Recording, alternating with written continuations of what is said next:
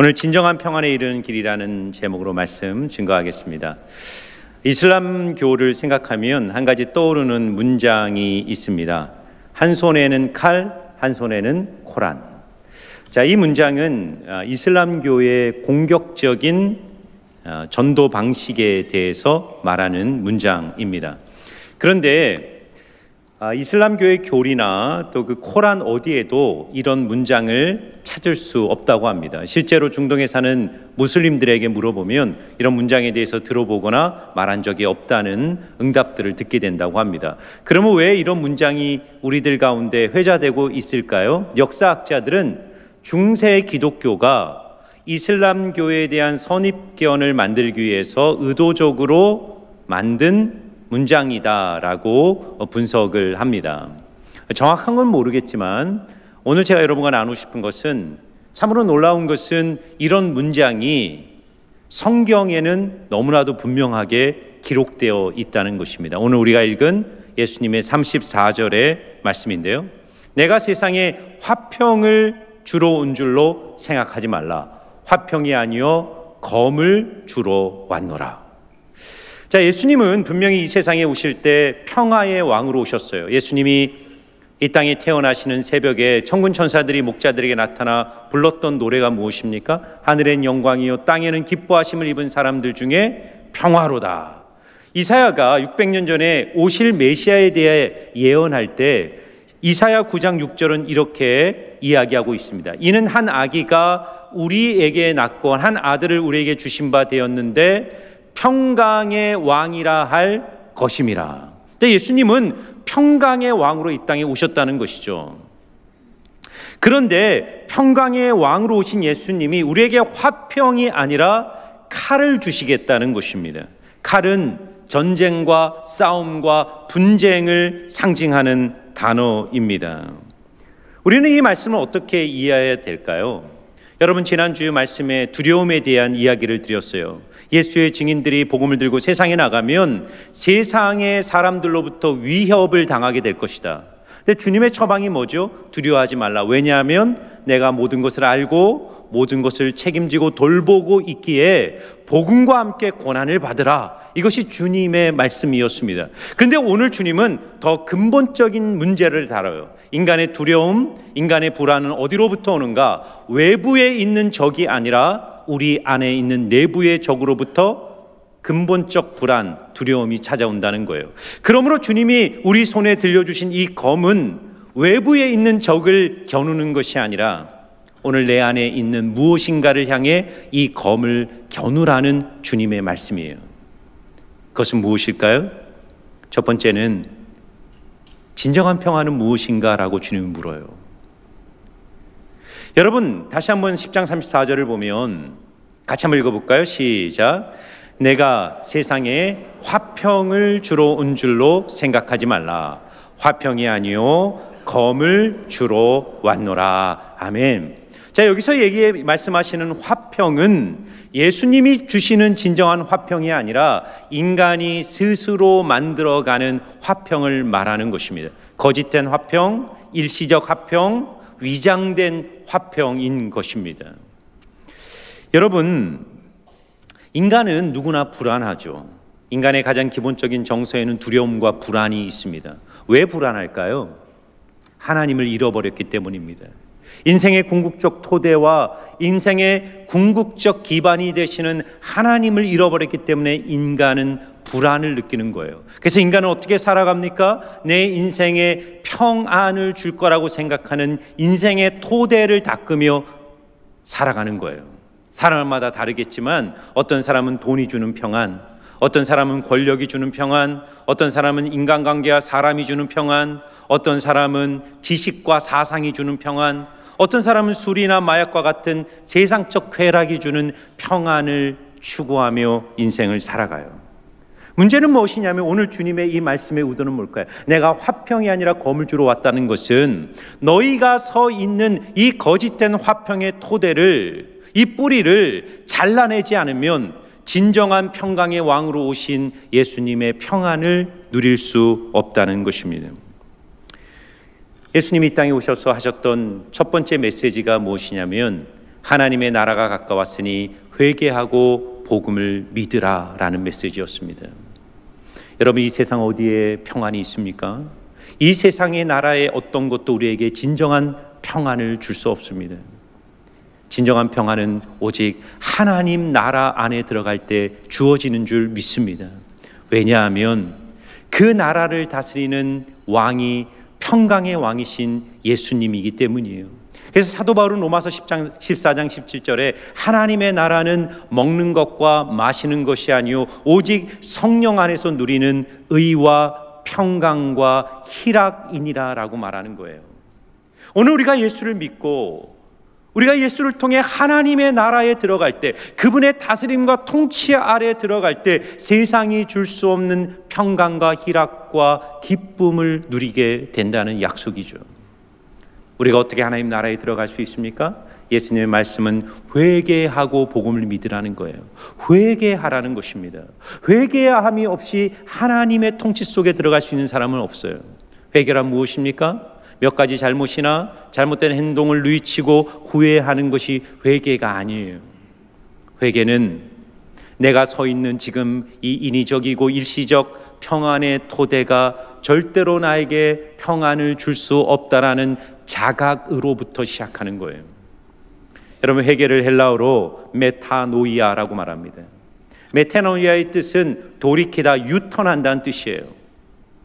어디로부터 유턴하는 걸까요? 어디로부터 돌이키는 걸까요? 내 삶의 생각, 내 삶의 가치관, 내 삶의 방식으로부터 유턴하는 거예요. 나에게 평안을 줄 거라는 어떤 생각, 가치관, 그래서 그 삶의 방식으로부터 유턴하는 것입니다. 그래서 복음을 믿는 게 어려운 거예요. 진짜 복음을 믿는 게 어려운 이유가 뭔지 아세요?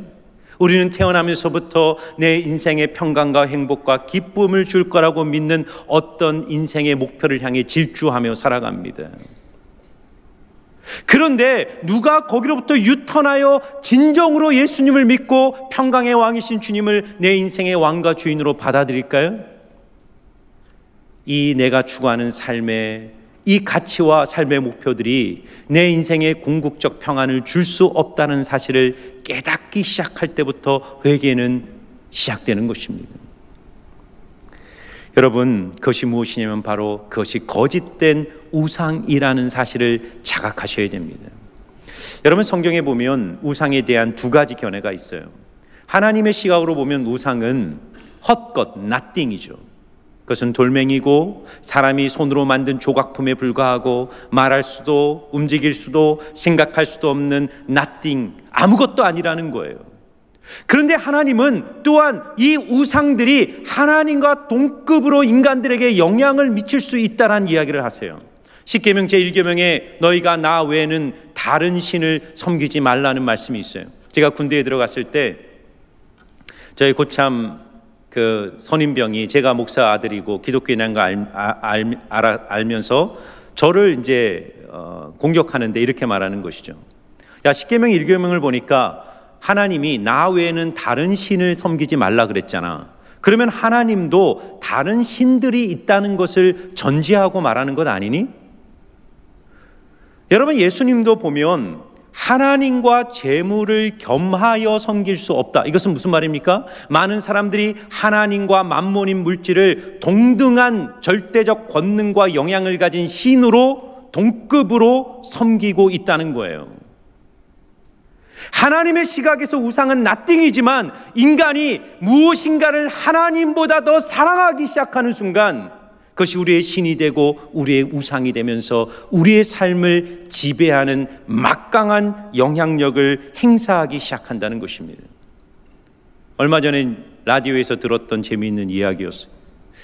어떤 한 분이 이제 등산을 하다가 갑자기 배가 너무 아파서 급하게 되었습니다. 할 수 없어서 길 옆에 몰래 들어가서 큰 일을 치르고 이 증거 인멸을 위해서 거대한 큰 돌멩이 하나를 거기에 딱 덮어놓고 이제 산에서 내려왔어요. 모든 범죄자는 범죄 현장을 다시 찾는다 그러지 않습니까? 일주일 뒤에 다시 한번 올라가다 거기가 어떻게 됐나고 딱 쳐다봤더니 그 자기가 놓았던 돌멩이 위에 몇 개의 돌들이 이렇게 쌓이기 시작하는 겁니다. 한 달 뒤에 가보니까 그게 탑이 돼버린 거예요. 더 놀라운 것은 몇 달이 지나가니까 사람들이 그 앞에서 기도를 하고 소원을 빌고 경배를 하고 있다. 그런 이야기를 들은 적이 있어요. 여러분, 이 이야기가 말하는 게 뭡니까? 인간이 그 헛과 같은 우상에 얼마나 취약한 존재인가를 말하는 거예요. 하나님을 잃어버린 인간, 우리의 인생의 궁극적 토대가 되시는 하나님을 상실한 인간은 필연적으로 무엇인가를 숭배하고 따를 수밖에 없는 것입니다. 여러분, 이스라엘 백성들이 구약시대에 왜 실패합니까? 그들이 하나님을 버렸기 때문에 실패한 게 아니에요. 이스라엘 백성들은 한 번도 하나님을 버린 적이 없습니다.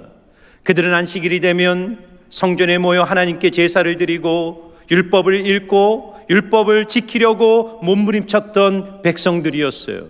그러나 그들은 종교의 자리에서는 하나님의 이름을 불렀지만 일상과 삶의 자리에서는 바알과 아세라를 섬겼어요. 구약의 이스라엘의 역사를 보세요. 바알과 아세라 우상 숭배를 했기 때문에 하나님께 끊임없이 심판과 진노를 받으면서도 그들은 집요한 집착으로 바알과 아세라를 놓지 못해요. 왜 그렇습니까? 여러분, 바알과 아세라는 가나안의 토착신입니다. 이 한번 그림을 보시면 이스라엘 백성들은 원래 유목민이었다가 가나안에 정착하면서 농경민으로 바뀌죠. 그들이 가나안 땅에 들어갔을 때 그 가나안 족속들이 섬겼던 토착신이 바알과 아세라였습니다. 바알은 비의 신입니다. 농경의 신이에요. 그래서 부요와 풍요의 신입니다. 그리고 아세라는 여신인데 다산의 신입니다. 여러분, 이스라엘 백성들의 가치관과 삶의 방식 속에 어떤 생각이 자로잡고 있냐면, 우리가 농경민족으로서 우리의 삶이 평안의 토대를 닦기 위해서는 풍요와 다산이 중요하다는 거죠. 우리에겐 비가 필요하고 우리에게는 많은 자녀들이 필요하다는 그 세상적 가치 위에 신앙을 세웠기 때문에 그들은 입술로는 하나님을 찾았지만 일상의 현장 속에서는 바알과 아세라를 놓지 못했던 거예요. 그래서 그들은 심판을 받고 결국은 하나님의 손에 진노를 받게 된 것입니다. 여러분, 엘리야 시대 때 엘리야가 3년 6개월 동안 이 땅에 비가 내리지 않을 것이다라고 예언하죠. 하나님께서 이스라엘 엘리야를 통해 그 예언을 한 것은 이스라엘 백성들에 향한 경고죠. 너희들이 그렇게 믿고 의지하고 비를 줄 것이고 부요를 주고 다산을 줄 거라고 믿는 바알과 아세라가 정말 너희들의 인생의 견고한 토대인가를 보라는 것입니다. 3년 6개월의 기근과 가뭄을 통과한 후에 엘리야가 갈멜산에서 850대 1로 바알과 아세라 선지자와 대결을 펼칩니다. 여러분, 이스라엘 땅에 어떻게 비가 다시 내리고 회복이 임합니까? 그 전쟁을 통해 바알과 아세라의 허상이 폭로되고 이스라엘 백성들이 850명과 그 땅에 있는 모든 거짓 선지자들을 박멸시키고 그 땅에 세워진 모든 우상들을 철거하는 순간 3년 6개월 동안 닫혀있던 하늘의 문이 열리고 그 땅에 비가 내리기 시작하는 것입니다. 여러분, 오늘 우리의 삶도 마찬가지. 주님이 우리 손에 화평이 아닌 검을 주기에 오셨다는 의미가 바로 여기에 있어요. 우리 안에 바로 이 싸움이 있어야 한다는 것입니다. 여러분, 이 하나님이 들려주신 검이 무엇일까요? 그것은 바로 말씀의 검입니다. 히브리서 4장 12절과 13절을 보면 이렇게 말해요. 하나님의 말씀은 살아있고 활력이 있어 좌우의 날선 어떤 검보다 예리하여 혼과 영과 및 관절과 골수를 찔러 쪼개기까지 하며 또 마음의 생각과 뜻을 판단하나니라고 말합니다. 여러분, 제 안에도 여러분 안에도 우상들이 있어요. 내가 하나님보다 더 믿고 의지하는 인생의 절대적 가치들이 있습니다. 우리의 이성과 우리의 생각으로 보이지 않아요.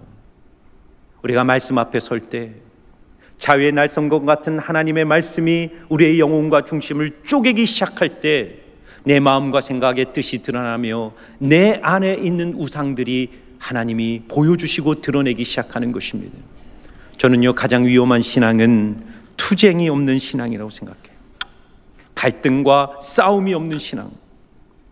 하나님은 말씀을 검으로 주셨는데 말씀을 진통제로 삼는 신앙, 말씀을 장식품으로 삼는 신앙, 말씀 받고 은혜 받았다라고 끝나면 안 되는 것입니다. 여러분들이 이 시간 예배를 드리고 말씀을 듣고 그냥 한번 감동받고 끝나는 것이 아니라 하나의 음성이라도 그 말씀을 검으로 삼아 치열하게 자신의 내면을 성찰하고 내 안에 있는 우상은 무엇인지, 내가 척결하고 잘라내야 될 인위적이고 거짓된 평안의 토대들이 무엇인지를 주님 앞에 고백하고 삶으로 하나님 앞에 응답하는 예배자로 서야 하는 것입니다. 사랑하는 성도 여러분, 여러분 주보를 보시면 삶으로 말씀 읽기라는 3가지 질문이 나옵니다. 제가 매주마다 그 질문을 올려드려요. 여러분 말씀을 들은 후에 그 질문을 가지고 여러분 스스로에게 던져보세요. 내 안에 있는 우상은 무엇인지, 내가 져야 될 십자가는 뭔지, 그리고 그 말씀대로 한번 스트럭을 해오고 싸워본 후에 사랑방과 소그룹에 모여서 각자의 삶의 고통과 아픔과 치열한 삶의 고민들을 나누기 시작할 때 하나님이 우리 안에 있는 거짓된 우상들을 제거하고 닫혔던 하늘의 문을 열고 세상이 줄 수 없는 놀라운 은혜의 단비들을 우리의 삶과 우리의 마음속에 부어주실 줄 믿습니다. 2번째는요, 그렇다면 우리가 이 검을 들고 진짜 회파해야 될 우상이 뭔가 주님이 우리에게 말씀하고 계십니다. 자, 마태복음 10장 35절과 36절인데요 우리가 뜻을 생각하면서 같이 한번 읽겠습니다. 내가 온 것은 사람이 그 아버지와 딸이 어머니와 며느리가 시어머니와 불화하게 하려 함이니 사람의 원수가 자기 집안 식구리라. 아버지나 어머니를 나보다 더 사랑하는 자는 내게 합당하지 아니하고 아들이나 딸을 나보다 더 사랑하는 자도 내게 합당하지 아니하며. 아멘. 여러분, 이런 말씀은 참 이해하기도 어렵고 적용하기도 어려운 말씀입니다. 왜 갑자기 예수님이 가족 간의 불화와 분쟁에 대한 이야기를 하실까요? 내가 이 땅에 온 것은 검을 주기 위하여 온 것인데 그 의미를 이렇게 설명하는 거예요. 너희들이 나 때문에 가족 간의 원수가 되고 분쟁하고 싸우고 분열하는 일들이 생길 것이라는 것입니다. 이런 말씀을 문자 그대로 잘못 이해하면 기독교는 기본적 인륜마저 저버리는 반인륜적 종교라고 생각할 수 있어요. 실제로 이단들은 이런 말씀을 인용해서 사람들을 가스라이팅하죠. 봐라, 진리가 중요한 거야. 진리를 위해서라면 아버지도 버리고 엄마도 버리고 자녀와 딸도 버리고 오직 진리만을 쫓아야 돼. 그래서 이단에 빠지는 사람들은 가정이 박살나는 거예요. 주님의 의도는 무엇일까요? 주님이 이런 말씀을 통해 우리에게 정말 전달하고 싶은 주님의 의도는 무엇일까요? 제가 앞에서 말씀드렸죠. 하나님을 잃어버린 인간은 하나님이 아닌 다른 것을 통해 인생의 평안을 구축하며 살아갑니다. 돈, 권력, 사랑, 외모, 명예, 인간관계와 같은 것들이 내 인생의 최고의 가치, 최우선 순위로 내 인생에 장착되기 시작해요. 근데 여러분 보세요. 어느 날 그 인생에 복음이 들어오고 하나님을 깨닫기 시작하고 하나님과의 사귐이 회복되면서 어떤 일이 일어난지 아십니까? 여러분, 예수를 믿는다는 것의 의미를 분명하게 하셔야 돼요. 예수를 믿는다는 것은 여러 가지 인생의 가치 중에 또 하나의 종교라는 가치를 내 안에 받아들이는 사건이 아닙니다. 예수를 믿는다는 것은 내가 추구하는 삶의 성공과 변형과 평안을 위한 인생의 전략들을 위한 수많은 방법들 중에 기독교 신앙이라는 또 하나의 전략을 내 인생에 장착하는 문제가 아닙니다. 많은 분들이 예수 믿고 복 받으세요라고 말해요. 맞는 말이지만 위험한 말입니다. 예수 믿고 복 받는다는 말의 의미는 뭐죠? 내가 생각하는 그 복의 정확한 정의가 내려지지 않으면 결국은 예수는 도구화되고 신앙은 도구화되는 거예요. 하나님을 몰랐을 때 내가 추구했던 건강, 가족, 성공, 부요함, 명예, 그런 것들을 얻기 위한 내 질주에 도움이 되도록 기독교 신앙을 하나 갖다 붙이는 것밖에 안 되는 것입니다. 그것은 절대로 기독교 신앙이 아니에요. 예수를 믿는다는 것은 예수 그리스도를 내 인생의 절대적 가치, 최우선 순위로 받아들이는 거예요. 여러분, 왜 가족 이야기를 하시는가를 한번 생각해 보세요. 많은 사람들이 온전한 믿음에 이르지 못하는 가장 큰 장애물은 가족관계입니다. 가족관계란 내 인생에 평안을 주는 가장 완전한 형태의 지지 기반이에요. 자녀에게 부모는 절대적 존재죠. 절대적 권위를 가지고 있습니다. 부모에게 자녀도 마찬가지예요. 사람들에게 내 목숨과 바꿀 수 있는 것은 아무것도 없다라고 말해요. 그런데 많은 사람들이 내 목숨과도 바꿀 수 있는 한 가지는 내 자녀라고 말하죠. 자녀는 부모에게 절대적 가치죠. 최우선 순위입니다. 그런데 여러분, 예수를 믿고 그의 인생에 복음이 들어오고 마음과 뜻과 목숨과 힘을 다해 하나님을 사랑하라는 그 말씀에 반응하기 시작할 때 어떤 일이 벌어지는지 아세요? 반드시 충돌과 갈등의 순간이 찾아옵니다. 하나님의 뜻과 부모의 뜻이 충돌할 때, 하나님을 향한 사랑과 자녀를 향한 사랑이 충돌할 때, 하나님은 우리의 시험을 검증할 때를 반드시 허락하십니다. 무조건 자녀를 버려라, 부모를 무시하라는 얘기가 아니라 아브라함에게 이삭을 바치라고 말씀하신 것처럼, 아브라함을 시험하시려고 이삭을 번제로 바치라고 하신 것처럼, 하나님은 우리가 정말 하나님을 인생의 궁극적 목적과 최우선 가치로 여기는가를 시험하기 위하여 우리가 목숨처럼 여기는 인생의 가치를 잠시 내려놓을 수 있도록 우리에게 테스트와 도전을 하실 때가 있다는 거예요. 여러분, 당연한 것 아닙니까? 한번 생각해 보세요. 하나님은 하나밖에 없는 예수를 내어줌으로써 우리를 구원하셨어요. 하나님의 입장에서는 전부를 투자하여 우리를 구원하셨고 우리를 사랑하신 거예요. 그런데 그런 사랑을 받아 하나님의 자녀가 된 우리는 하나님을 인생의 다양한 옵션 중에 하나로 여긴다면 하나님이 그 사랑을 합당히 여기시겠습니까? 여러분, 남편들이 한번 생각해 보세요. 이런 남편이 있다고 생각해 보세요. 아내를 만날 때마다 입술로는 나는 당신을 사랑해, 당신이 나의 전부야, 당신밖에 없어라고 말하는데 이 남편이 하는 꼴을 보니까 세상에 나가서 다른 여자에게 더 많은 시간을 쓰고 더 많은 마음을 쏟고 있다면 그 아내의 입장에서 그 남편의 사랑을 합당히 여기겠습니까? 절대로 합당히 여길 수 없죠. 여러분, 이런 말씀을 읽을 때 오해하시면 안 돼요. 그러면 주님, 가족도 버리고 아버지도 버리고 자녀도 버리고 다 버리고 그냥 하나님 한 분만 바라보며 살라는 말입니까? 이 세상의 가치를 다 쓰레기처럼 여기고 오직 신앙에 몰입하면서 하나님만 바라보며 살라는 말입니까? 절대로 아니에요, 여러분. 절대로 아닙니다. 너희가 아버지와 어머니를 나보다 더 사랑하면 내게 합당하지 않고 아들과 딸을 나보다 더 사랑하면 내게 합당치 않다는 말은 아버지와 어머니를 덜 사랑하거나 사랑하지 말라는 말이 아니에요. 아들이나 딸을 덜 사랑하거나 사랑하지 말라는 말이 아닙니다. 주님의 말씀은 뭔지 아세요? 너희가 나를 궁극적 목적으로 진짜 사랑하면 너희들은 진정한 의미에서 아버지와 어머니를 사랑할 수 있을 것이고 건강하고 아름다운 방식으로 너희 자녀와 너희 아들과 딸을 진짜 건강하게 사랑할 수 있을 거야 라고 말하는 거예요. 여러분, 우리가 하나님보다 무엇인가를 더 사랑하면요, 그것이 사람이든지 사물이든지 우상이 됩니다. 우상이 되면 그것은 우리를 지배하기 시작해요. 내가 돈을 사랑하잖아요. 돈은 나에게 우상이 됩니다. 내가 돈을 소유하는 것 같지만 내가 돈의 소유가 되는 거예요. 돈에 묶여 사는 것입니다. 돈에 끌려다니며 사는 것입니다. 내가 자녀를 하나님보다 더 사랑하잖아요.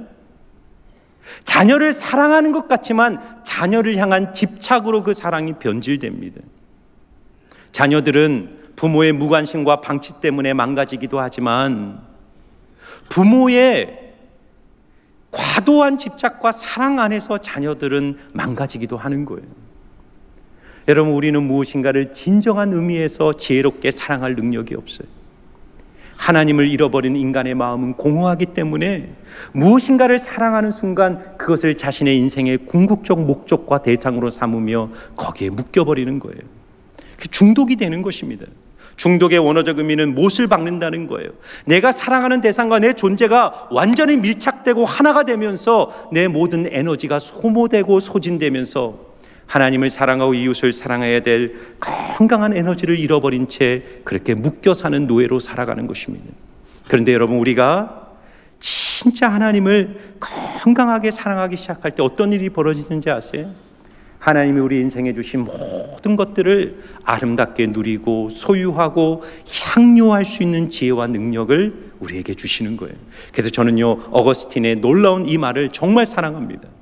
여러분, 이 말은요, 성경에 나오는 말이 아니지만 성 어거스틴이 했던 너무너무 중요한 말씀이에요. 한번 같이 읽어볼까요? 시작. 먼저 하나님을 사랑하라. 그리고 내가 원하는 모든 것을 하라. 아멘. 여러분 보세요. 기독교란 뭘 하지 말라고 말하는 종교가 절대로 아니에요. 불교죠. 불교는 금욕을 얘기합니다. 불교는 인간의 욕망을 거세하라고 말해요. 그러나 기독교는 무엇을 하라고 말하는 종교가 아니에요. 하나님 우리에게 자유를 주세요. 모든 것을 소유하고 모든 것을 누리고 모든 것을 향유할 수 있는 자유와 해방을 주신 거예요. 그런데 먼저 점검해야 될 것이 있어요. 하나님과의 관계를 나는 바르게 세우고 있는가? 나는 먼저 하나님을 내 인생의 궁극적 목적으로 사랑하고 있는가? 하나님의 사랑이 내 안에 흘러넘치고 있는가를 보셔야 합니다. 내가 무엇인가를 하나님보다 더 사랑할 때 나는 모든 것을 할 수 있는 자유를 잃어버리게 됩니다. 그러나 여러분들이 하나님을 사랑하고 예배 가운데 주님 앞에 여러분의 마음을 드리며 주님 앞에 온전히 서기 시작할 때 그 사랑 안에서 여러분들이 하는 모든 일들이 하나님께 영광이 되고 사람들에게 축복이 되고 내 인생을 부유하게 하는 진정한 승리와 영광을 누리게 될 줄 믿습니다. 그래서 여러분, 오늘의 결론이요, 어떻게 살아야 하는가? 십자가를 지며 살라는 것입니다. 자, 38절과 39절이 오늘 본문의 결론인데요, 우리 한 목소리 한번 같이 읽겠습니다. 시작. 또 자기 십자가를 지고 나를 따르지 않는 자도 내게 합당하지 아니하니라. 자기 목숨을 얻는 자는 잃을 것이요 나를 위하여 자기 목숨을 잃는 자는 얻으리라. 아멘. 십자가를 지고 나를 따르라는 것입니다. 십자가를 진다는 것은 무엇일까를 생각해 보시기 바랍니다. 여러분, 오늘날 우리에게 십자가는 너무나도 아름다운 상징이죠. 목걸이, 귀걸이, 반지로 끼고 다닐 만큼 우리는 십자가를 너무나도 아름답고 존귀한 상징으로 받아들여요. 그러나 예수님 당시에, 예수님이 지금 이 말을 할 때 제자들은 십자가를 절대로 그렇게 받아들이지 않았어요. 예수님 당시의 십자가는 사형틀입니다. 흉악범을 가장 잔혹하게 죽게 만드는 사형틀이 십자가였어요. 예수님이 누구든지 나를 따라오려거든 십자가를 지고 자기를 부인하고 나를 따르라는 말씀은 주님을 따라가는 과정 속에 자기 죽음의 결단이 없으면 주님을 따를 수 없다는 것입니다. 우리가 져야 될 십자가가 뭘까요?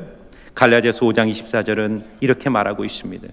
그리스도 예수의 사람들은 육체와 함께 그 정욕과 욕심을, 탐심을 십자가에 못 박았느니라. 탐심에 대해서 골로새서 3장 5절은 분명하게 말합니다.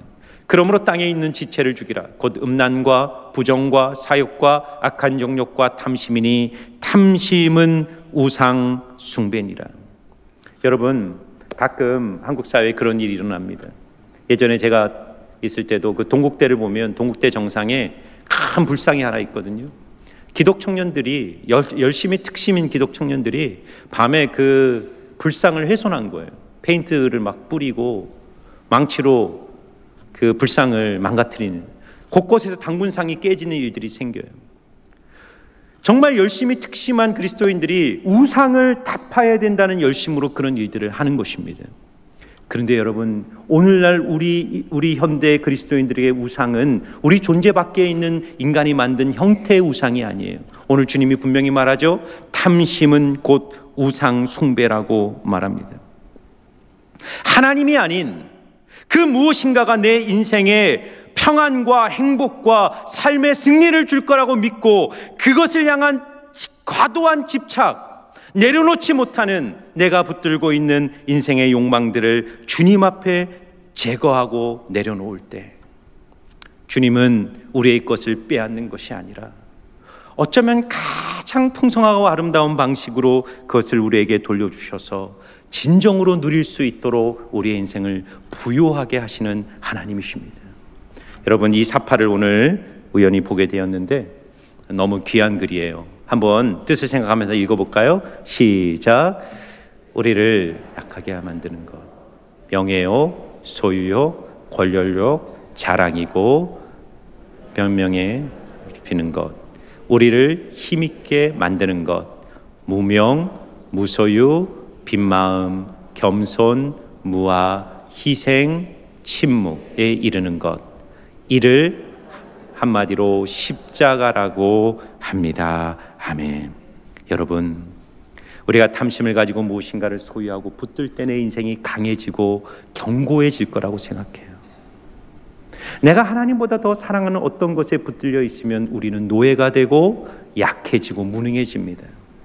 그러나 하나님의 손 아래 우리가 그것들을 겸손히 내려놓기 시작할 때 하나님은 우리의 내면을 강하게 하시고 세상이 줄 수 없는 의와 평강과 희락을 누리게 하셔서 이 세상이 줄 수 없는 진정한 부요와 승리와 영광을 누리게 하시는 거예요. 그래서 오늘 결론에 주님이 말하잖아요. 자기 목숨을 잃는 자는 얻을 것이고 자기 목숨을 얻는 자는 잃을 것이다 라고 말해요. 여러분, 우리가 인생을 살면서 목숨처럼 중요하게 여기는 것들이 있습니다. 돈일 수도 있고 가족일 수도 있고 내 인생의 목표일 수도 있고 여러 가지, 나는 이것 없으면 살 수 없어, 이것이 내 인생의 전부야 라고 말하는 그것, 주님이 여러분에게 말씀하실 때가 있어요. 나를 위해서 그것을 내려놓을 수 있겠니? 여러분, 아브라함을 생각해 보세요. 왜 하나님이 100세에 낳은 아들 이삭을 하나님이 번제로 바치라고 했을까요? 주님이 이삭을 빼앗아 가려고 그런 게 아닙니다. 아브라함의 마음을 보니까 아브라함이 이삭을 우상처럼 숭배하는 마음이 보이기 시작하는 거예요. 하나님이 주신 선물을 정말 잘 양육하여 이삭을 통해 하나님의 나라를 이루어야 될 아브라함의 마음 속에 하나님이 사라지고 이삭이 아브라함의 마음을 가득 채워버린 거예요. 그래서 하나님은 아브라함을 시험하고 검증하시는 거예요. 이삭을 바치라는 거예요. 아브라함 믿음의 결단을 내리고 이삭을 번지로 드리려고 했을 때 하나님은 여호와 일에 이미 순양을 준비하셔서 제물로 하나님께 번제하게 하시고 그 아들을 더 온전한 형태로 아브라함에게 돌려주지 않습니까? 우리가 주님 앞에서 믿음의 결단으로 나의 것을 겸손하게 주님께 내려놓을 때 하나님은 여러분의 인생에 진정한 기쁨, 진정한 승리, 진정한 영광으로 충만하게 채우실 줄 믿습니다. 우리 같이 한번 하나님께 기도하는 시간을 갖기를 원합니다. 이 시간 기도할 때 오늘 주신 말씀을 우리가 마음에 묵상하고 생각하면서 기도하기를 원합니다. 여러분 마음속에 있는 불안, 두려움이 무엇입니까? 하나님이 없는 거짓된 우상을 붙들고 그 안에서 인생의 안정과 평안을 누리려 하고 있는 그런 나의 모습은 없는지 주님 앞에 돌아보시기를 바랍니다. 그리고 이 시간 하나님께 기도하기를 원합니다. 하나님, 정말 하나님만을 내 인생의 궁극적 목적으로 알고 마음과 뜻과 목숨과 힘을 다해 주님을 사랑할 때 그 주님과의 회복된 관계를 통해 뒤틀려져 버린 내 삶의 모든 것들이 회복되고 변화될 수 있도록 주님, 내 안에 내가 집착하며 붙들고 있는 우상이 무엇인지 보여주시고 주님이 보여주실 때 거룩한 결단을 가지고 그 우상들을 끊어내는 그런 결단들이 내 삶에 일어날 수 있게 해달라고 오늘 주신 말씀을 붙들고 우리 간절히 하나님 앞에 뜨겁게 좀 기도하며 나아가겠습니다. 기도하시겠습니다. 아버지 하나님, 오늘 우리를 은혜로 불러주시고 아버지의 말씀으로 세워주시니 감사를 드립니다. 하나님, 정말 하나님만이 우리의 마음속에 진정한 평안과 안식을 주시는 분이심을 믿습니다. 하나님, 정말 우리의 마음속에 있는 하나님 집착하며 붙들고 있는 세상의 우상들이 있다면 보여주십시오. 하나님, 어떤 것도 주님보다 더 사랑할 수 없습니다. 주님보다 더 사랑한다면 그것은 우리에게 우상이 되고 우리를 지배하는 신이 되고 하나님, 우리는 노예가 될 수밖에 없습니다. 하나님, 하나님 우리 마음에 정말 하나님을 우리 인생의 전부로 알고 주님을 사랑함으로 정말 하나님의 말씀 앞에 굳게 서서 주님이 주시는 자유와 기쁨을 누릴 수 있도록 하나님 우리 성도님들의 마음속에 하나님의 그 말씀의 빛을 비춰주셔서 자위의 날성검처럼 우리의 영과 혼과 관절과 골수를 찔러 쪼개며 우리 마음에 가득한 거짓된 우상들을 하나님 주님의 말씀의 검으로 하나님 온전히 결단하며 잘라내 하나님 이제는 주님의 사랑 안에 온전히 믿음으로 거하는 하나님의 존귀한 백성 믿음의 백성들로 설 수 있도록 하나님 축복하여 주시옵소서. 그래서 주님 목숨을 잃는 자는 목숨을 얻을 것이고 목숨을 잃는 자는 목숨을 찾을 것이라고 말씀하신 주님 하늘의 비리 땅에 떨어져 죽지 아니하며 하늘 그대로 있고 죽으면 많은 열매를 맺는다고 말씀하신 주님 하나님 우리의 껍데기를 깨고 우리 안에 계신 그 부활의 주님 생명의 주님 그 능력을 힘입어 이 세상을 살아가는 우리 성도님들의 삶으로 축복하여 주시옵소서. 하나님 하늘의 밀이 땅에 떨어져 죽지 아니하면 하늘 그대로 있고 죽으면 많은 열매를 맺을 것이라고 말씀하셨습니다.